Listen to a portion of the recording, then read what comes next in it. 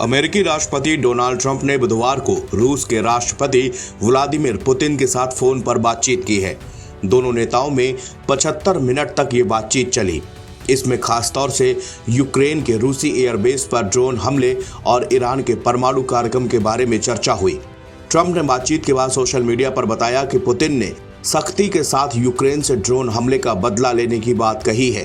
Putin ने Trump से कहा कि रूस अपने सैन्य हवाई अड्डों पर यूक्रेनी ड्रोन हमले का जवाब देगा।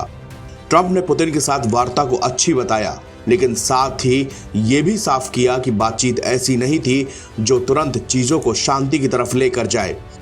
पुतिन और ट्रंप की यह बातचीत यूक्रेन के रूस में ड्रोन हमले के 4 दिन बाद हुई है। रविवार को यूक्रेन ने रूसी एयरबेसों को निशाना बनाते हुए बड़े हमले को अंजाम दिया। इस हमले में रूस के 40 फाइटर जेट तबाह होने का दावा किया गया। अरबों डॉलर के नुकसान के बाद रूस की ओर से यूक्रेन पर बड़े हमले का अंदेशा जताया जा रहा है। अब व्लादिमीर पुतिन ने साफ किया कि उनकी ओर से जवाबी हमला होगा। पुतिन की ये वार्निंग यूक्रेनी राष्ट्रपति जेलेंस्की की टेंशन बढ़ाएगी, जो ड्रोन अटैक के बाद लगातार जश्न के मूड में नजर आ रहे हैं। रूस ने यूक्रेन के ड्रोन अटैक के बाद अभी तक कोई भी आक्रामकता नहीं दिखाई है, लेकिन रक्षा एक्सपर्ट का कहना है कि आने वाले दिनों में कुछ बड़ा हो सकता है। इस दावे के पीछे सैटेलाइट तस्वीरों में सैन्य मूवमेंट और एयर डिफेंस सिस्टम की तैनाती है। इससे न सिर्फ यूक्रेन बल्कि पूरे यूरोप और अमेरिका में भी चिंता है। माना जा रहा है कि ट्रंप की बुधवार को पुतिन से बातचीत करने की वजह भी यही है। डोनाल्ड ट्रंप ने इस फोन कॉल में पुतिन के साथ ईरान के परमाणु कार्यक्रम पर भी चर्चा की है। ट्रंप ने पुतिन से कहा है कि ईरान के पास परमाणु हथियार नहीं होने चाहिए। परमाणु डील पर बातचीत के बारे में ट्रंप ने कहा कि उन्हें लगता है कि ईरान इस मामले में निर्णय लेने में देरी कर रहा है। ट्रंप ने कहा कि ईरान को परमाणु कार्यक्रम को रोकने का फैसला तुरंत लेना चाहिए। डोनाल्ड ट्रंप और व्लादिमीर पुतिन के बीच ये बातचीत ऐसे वक्त पर हुई है जब दोनों देशों के बीच संबंध तनावपूर्ण है। अमेरिका ने यूक्रेन युद्ध के बाद से रूस पर कई प्रतिबंध लगाए हैं। इस तनातनी के बीच डोनाल्ड ट्रंप ने अमेरिकी राष्ट्रपति का पद संभालने के बाद लगातार पुतिन से बातचीत की है और यूक्रेन में युद्ध रुकवाने की कोशिश में लगे हुए हैं।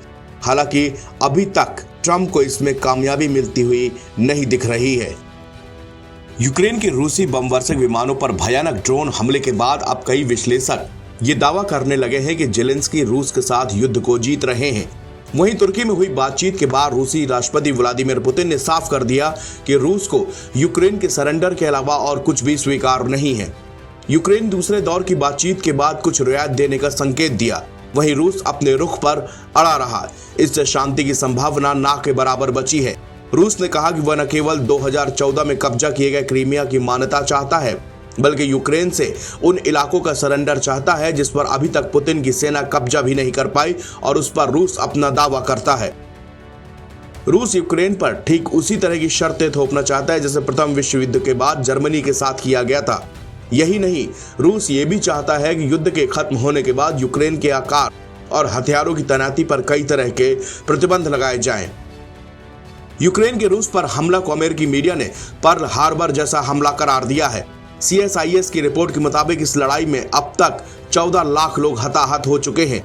एशिया टाइम्स की रिपोर्ट के मुताबिक इस हमले के बाद रूस धीरे धीरे ही सही यूक्रेनी सेना पर शिकंजा कस रहा है। जिसमें कहा गया है कि यूक्रेन की ओर से रूस पर किया गया ताजा ड्रोन हमला भी पुतिन को आर्थिक चोट पहुंचाकर उनसे बेहतर डील हासिल करने की कोशिश है या फिर अमेरिका और नाटो को युद्ध में खुलकर शामिल होने के लिए मनाना है। यूक्रेन की ओर से नई रणनीति की शुरुआत अगस्त 2024 में रूसी इलाके क्रुस्क पर हमला करने के साथ शुरू हुई थी।